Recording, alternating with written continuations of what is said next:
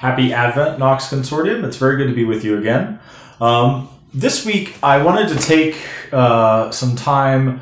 I really wanted to talk a lot about Advent, but I realized that there are going to be some changes coming up, and there have been a lot of questions, a lot of concerns. So I want to share, now that we have the full plan, I want to share exactly what our full plan is in order to, as we move forward over the next couple months. So as many of you know, and hopefully all of you know, in addition to serving as your parochial vicar, which I love, and I thank you for letting me serve you, I am also serving as a chaplain in the Ohio Army National Guard. And in order to continue being a chaplain, I need to go to basic training. This is, and I know that we have many veterans in our consortium, this is a little bit different as a chaplain than it is for almost every other job in the military. Generally, you sign up and then you wait and then you go to basic training, and only after basic training do you put the uniform on. Are you addressed by your rank? Are you actually serving? But for chaplains, doctors, and lawyers, the professions, with nearly all the military branches, because we already know how to do our primary job, we know how to practice law, practice medicine, or how to serve in religious ministry, we are what are called direct commissioned officers, which means that many of you joined me for my commissioning ceremony back in August. Since August, I've been a fully commissioned first lieutenant in the Chaplain Corps of the United States Army National Guard component. I have been drilling, I have been saying Mass, I've been counseling soldiers, serving our soldiers. But in order for my commission to continue, I have been given 24 months to go to basic training. And the state chaplain of the Ohio Army National Guard had put in orders for me, and I was waiting to find out exactly when I'd be leaving. And it was confirmed a couple months ago that I would be going to what they call in the military Chabalak, which is an acronym. The military loves acronyms. That is an acronym for the Chaplain's Basic Officer Leadership Course. So this is basic training for chaplains. I'll be going to Fort Jackson, South Carolina. I am part of class 24-001. So I'm the first class of the 2024 year. And I will be gone from my last day here will be Sunday, January 14th. And I will be gone all the way until Tuesday, May 7th is when I return. So that's a significant amount of time. And yes, unfortunately, that is the entirety of Lent, and it's most of Easter. And I am sad that I will be absent from the parish during the holiest time of the year, but I am very excited to get basic training over with. And many people have asked about basic training and what it is. So I'll endeavor to answer as many questions as possible. Yes, it is real basic training. Chaplains, even though we are non-combatants and we will never touch a gun, we never get trained in weapons, we are still trained to be out in the field, which means that, yes, I'll be doing the gas chamber, I will be climbing the ropes, I will be jumping out of towers, I will be crawling underneath the barbed wire while they're shooting guns over top of me at night. All of the land navigation, radio usage, military courtesy, field exercises, all of those things, the exact same things that every other commissioned officer goes through, with the exception of weapons training, I have to go through. So the basic training is broken up into 4 stages. The first stage is called the direct commission course, which is exactly what I just talked about. It's all of that basic training, basically teaching you, because every single soldier, before they're anything else, is a soldier first. So all the skills that I would need in a deployed environment, in a war environment, especially medical training, basic combat medicine, land navigation, using a radio, doing all of those things. That is the first phase of the Chabalak. After that, there is the next phase. So that's phase 0. Then phase 1 is staff officer school, learning how to serve on a battalion and brigade size staff, learning how to write the Army way, learning all those skills that I will need as a staff officer. Then there is the actual chaplain school, much of which will be superfluous for me. Many of our Protestant brothers and sisters who are ministers, and indeed many of other faiths, rabbis, imams, they do not have liturgy the way that we do. And the Army is very big on ceremony and liturgy. Being a chaplain, some of the most important things you do are opening prayers and closing prayers at Army services, Army funerals, Army weddings, all those things. So there's a large amount of time teaching chaplains how to do those things. Learning about other faiths, learning about what it is that I can and can't do in a religious environment, developing the skills I need to minister in the field. All of those things are taught in that phase 2. Phase 3, the final phase, is it's integrating everything together. So working with other chaplains, working with staff officers.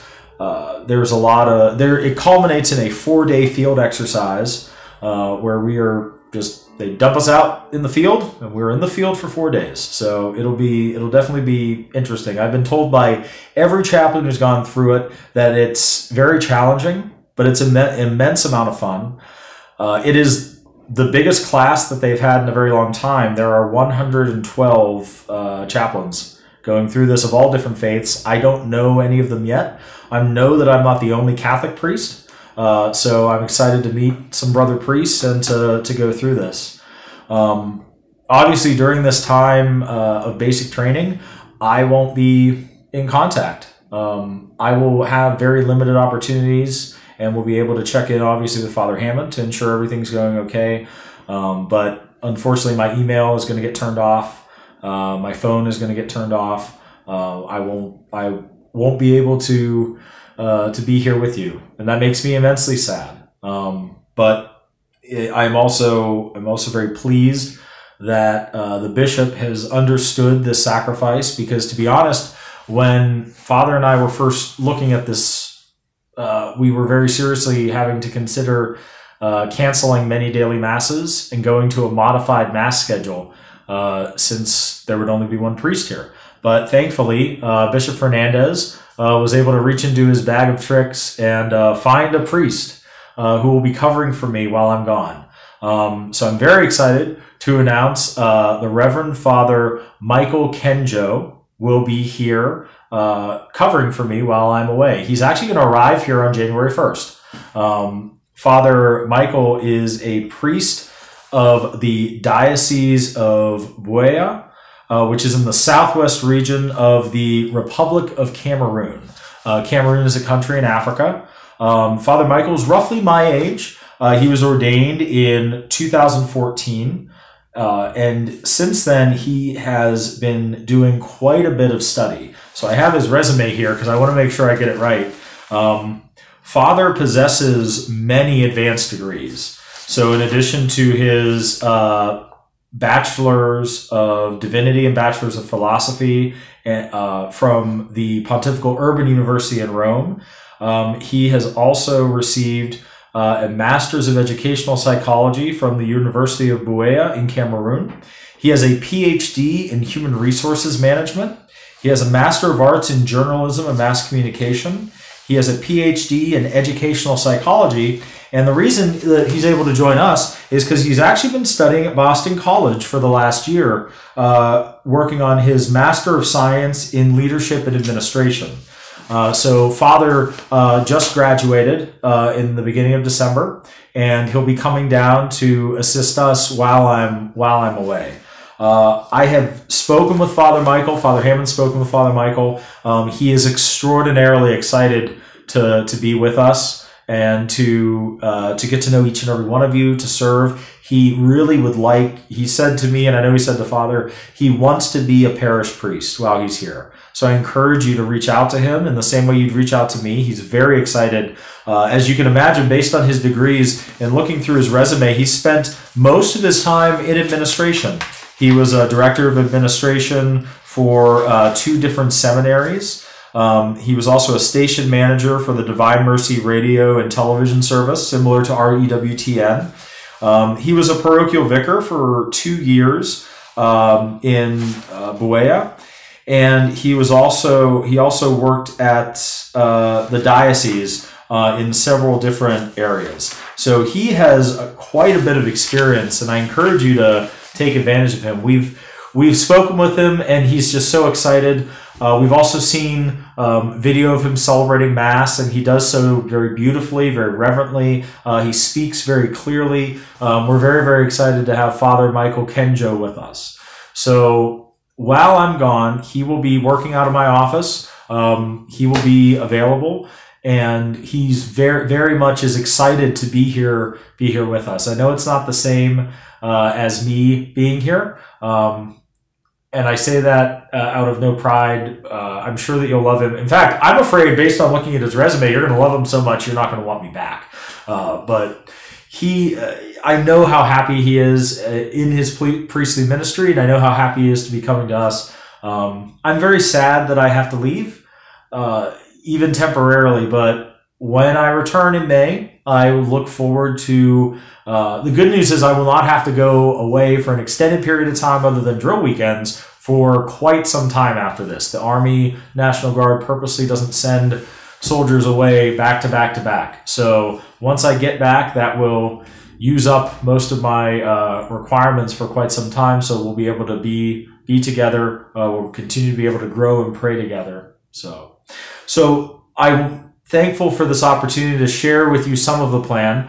I know I didn't answer all the questions, but I hope this gives you a better sense of what I'm doing, why I'm doing it, and how it's going to affect our parish. The good news is, as I said, as of this breath, nothing is changing schedule-wise. Everything is continuing. Father is going to be here. He's going to be celebrating a couple masses the first 2 weekends he's here, and then once I leave, he'll be full steam ahead. As always, if you have concerns, if you have questions, please feel free to reach out to me directly. I'm here for you. I thank you for your prayers. I thank you for all the work that you do to make this such a beautiful consortium of parishes, and all the work you're doing to make this one single beautiful parish.